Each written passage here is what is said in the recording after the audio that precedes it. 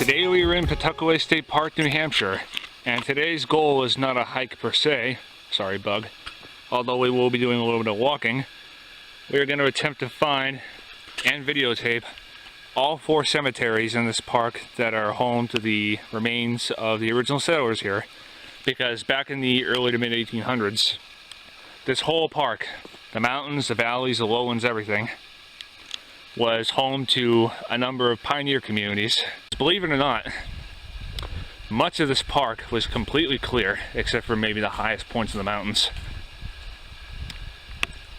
It's just amazing what the power of nature can do and the power of the pioneers.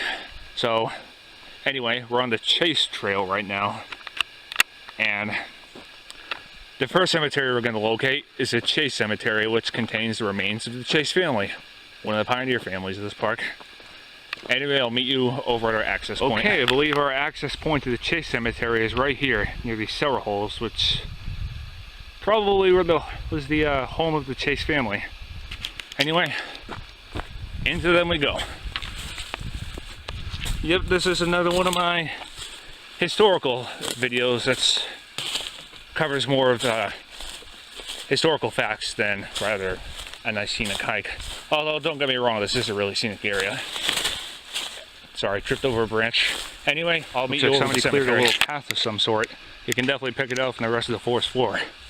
And anyway, we've arrived. See that little fencing over there? That is it. The Chase Cemetery.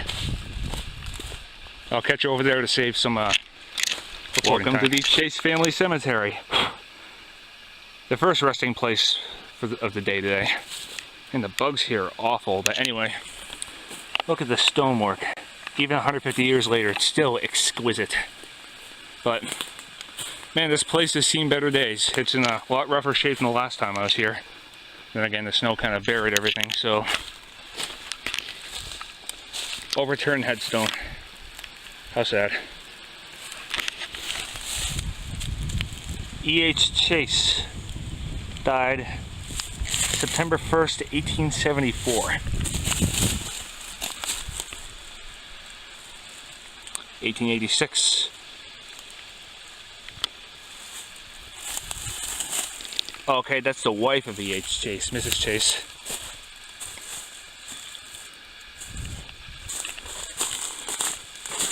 Got to really check my silver ticks when I get back. Okay, I assume this is the southern gate. All tied up and everything.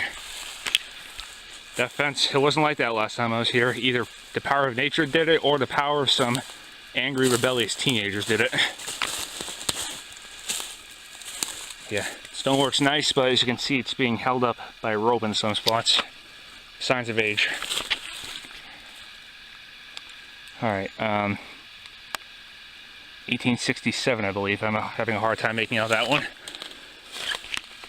And these little gravestones right here must be the mark the sites of the children. Interesting what you'll find when you go off the beaten path.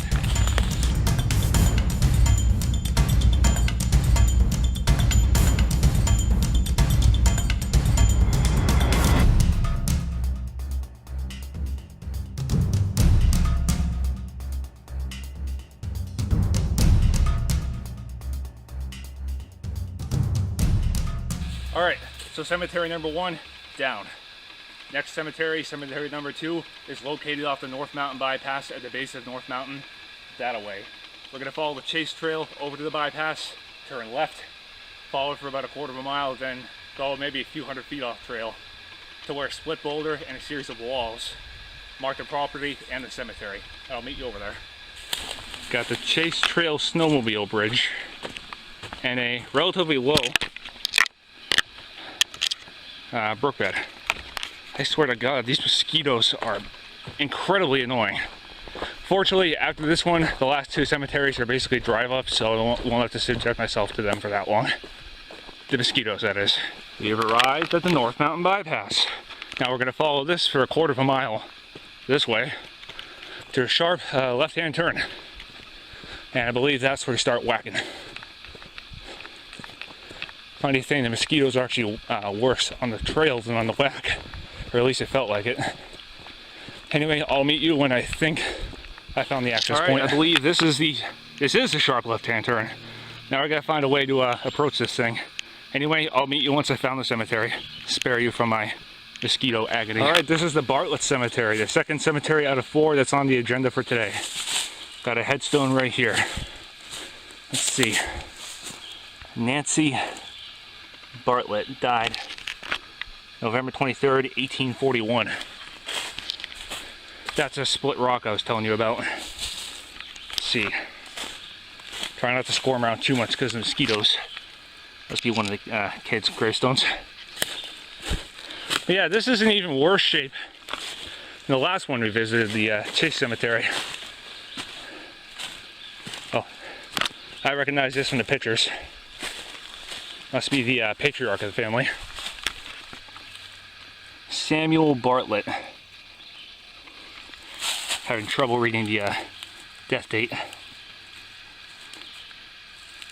Anyway, apparently, according to what I'm getting from this, he was a U.S. military veteran, hence the flags and the U.S. insignia. And on this Memorial Day, I give my sincerest thanks to you. Well, it's not Memorial Day, a day after, but close enough. Yep, I'm not going to spend too long here, just because it's still a bug hell. Anyway, I'll meet you back in my car on Round Pond Road.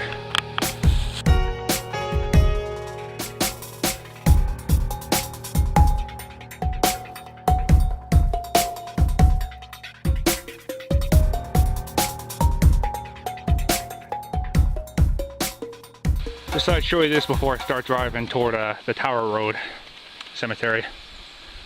Look how massive this cellar hole is. Probably is an old barn or plantation house or something. This is huge. One of the biggest I've ever seen in this park. Perhaps the Chase family is very well off, or they were just skilled at building buildings. Either way, I give them props. I give props to everybody who settled this place. The conditions, I doubt they were that ideal. Plus they deal with the bugs, the wildlife, which is much more prevalent. There's some tough bastards, I tell ya. Okay, so we just explored and found the first 2 of the 4 final resting places of the Pawtuckaway pioneers that are on the agenda for today. The Chase Family Cemetery and the Bartlett Family Cemetery. Next 2 are the Tower Road Cemetery, located near the trailhead for the South Mountain Tower Trail, and the one on Reservation Road, which pretty much everybody sees.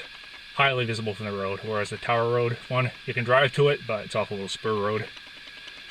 Anyway, I thought I'd record this from the safety and comfort of my own car, away from the hell and cloudiness that is the mosquitoes outside.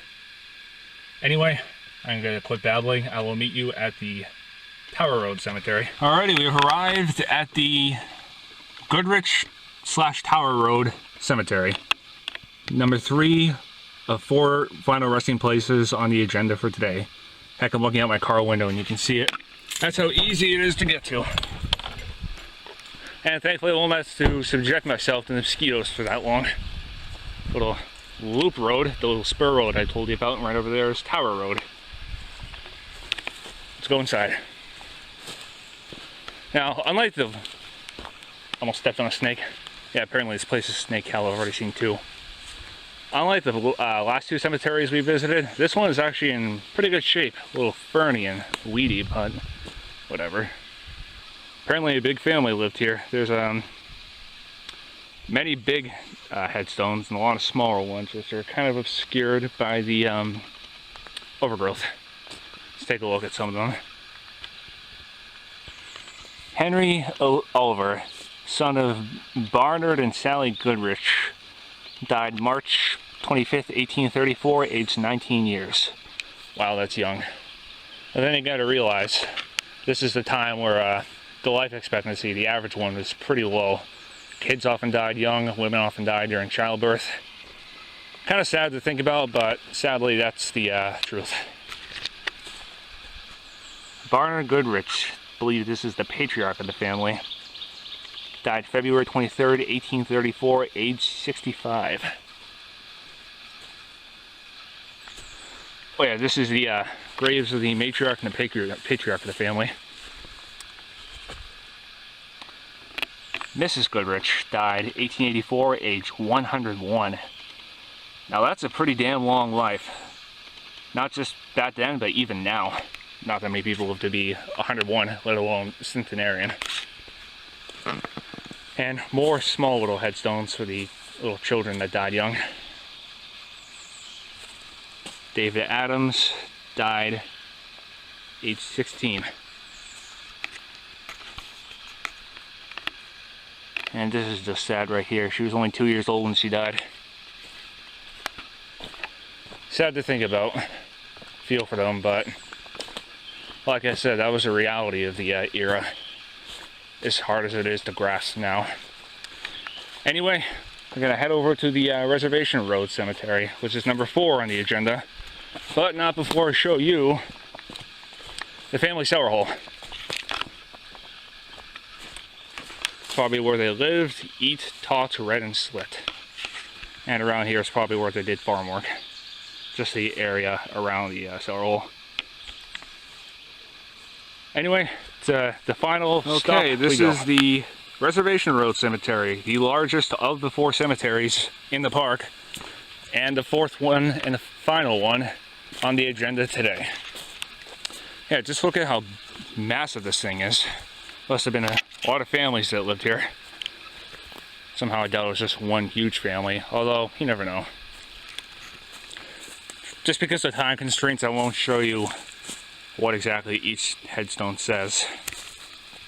So I'll just show you around.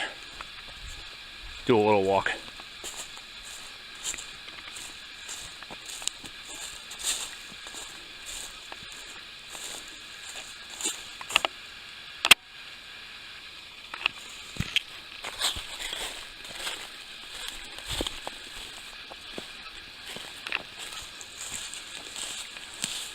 Yeah, the headstones here, some of them are from the 1700s.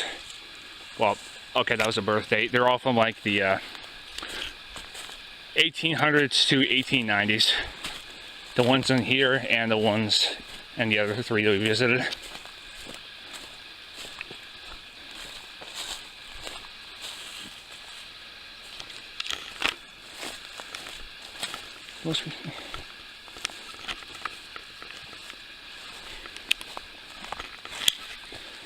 Alright, now this one looks incredibly recent, like it could be in a modern cemetery. Somehow I think it's a replacement for the original headstone, which was probably vandalized or damaged through whatever means. Check out this row right here.